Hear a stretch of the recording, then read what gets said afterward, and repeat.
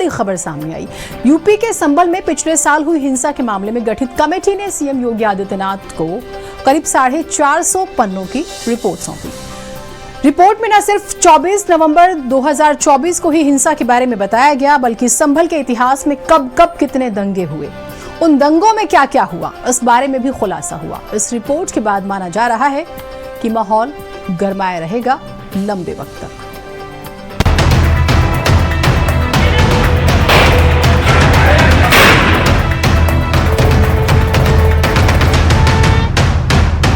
नवंबर साल 2024 की बात है। संभल की शाही जामा मस्जिद के सर्वे के दौरान नफरत की आग संभल में फैली थी, जिसने बवाल खड़ा किया। इस हिंसा की जांच के लिए न्यायिक आयोग का गठन किया गया। घटना की जांच रिपोर्ट सामने आ गई है। जांच कमेटी ने हिंसा के संबंध में मुख्यमंत्री योगी आदित्यनाथ को लगभग 450 पन्नों की एक रिपोर्ट सौंपी। इस रिपोर्ट में न केवल 24 नवंबर को हुई हिंसा का जिक्र है, बल्कि संभल के इतिहास में हुए दंगों की संख्या और उन दंगों के दौरान क्या क्या हुआ, इसका भी विवरण दिया गया है।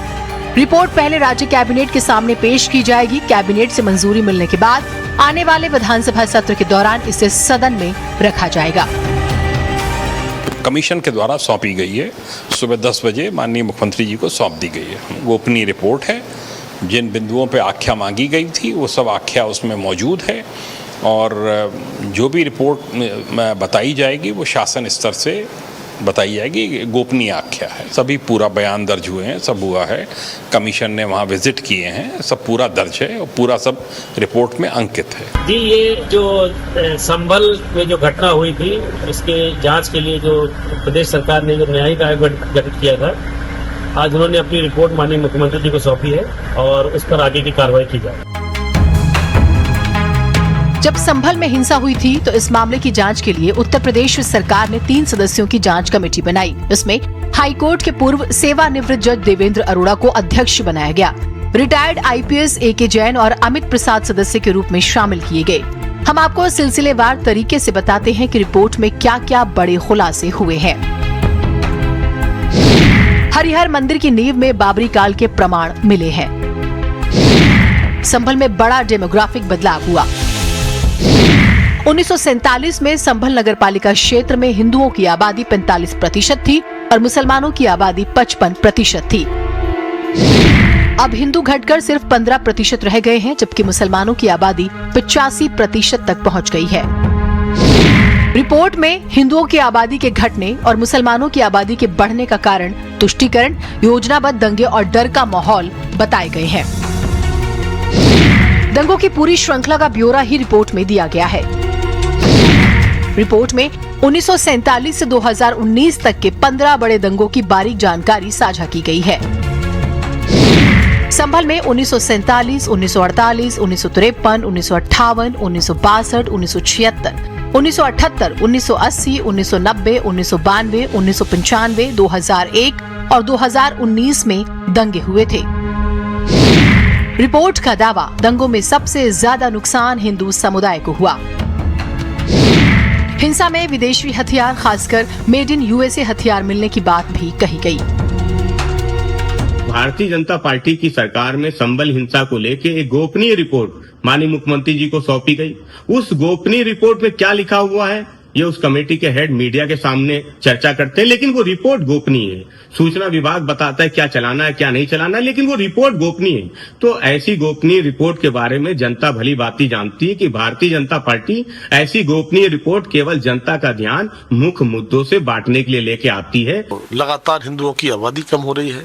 पहले की घटनाएं इतनी हुई कि वहां पर हिंदुओं के साथ में न जाने कितने अमानवीय व्यवहार हुए, उनके साथ में कत्लेआम, लोगों को मारा गया, उस समय या फिर पलायन कराया गया। और संभल में जिस तरह की घटना सामने आ रही है हिंदू आबादी कम होने की, मुझे लगता है जहाँ जहाँ मुस्लिम आबादी ज्यादा होती है वहीं पर समस्या ये होती है, और जहाँ पर मुस्लिम आबादी कम है वहाँ पर कभी ऐसा नहीं सुना गया कि कभी मुसलमानों के साथ में ऐसा होता हो। संभल प्रकरण पे आज जो रिपोर्ट पेश होना था माननीय मुख्यमंत्री जी को, उसमें से कुछ विषय लीक हुआ है। आप देख सकते हो, एक समय संभल की जनसंख्या 45% हिंदुओं की थी, आज 15% रह गई है। ये आँख खोलने की उनको ज़रूरत है जो गंगा जमनी तहजीब हिंदू मुस्लिम एकता की बात करते हैं।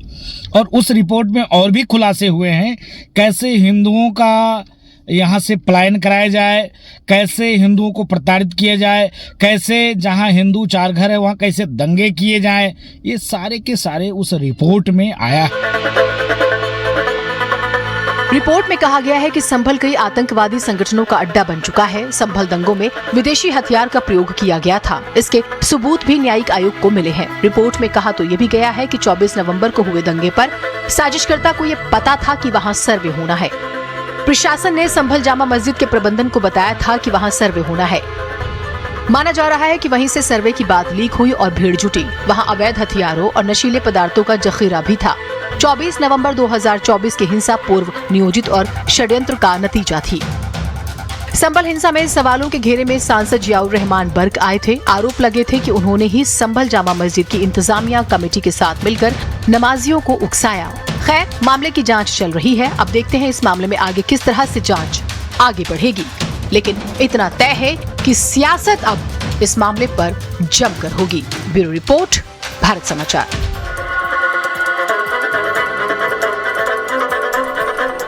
चलिए अब बिहार चलेंगे। बिहार में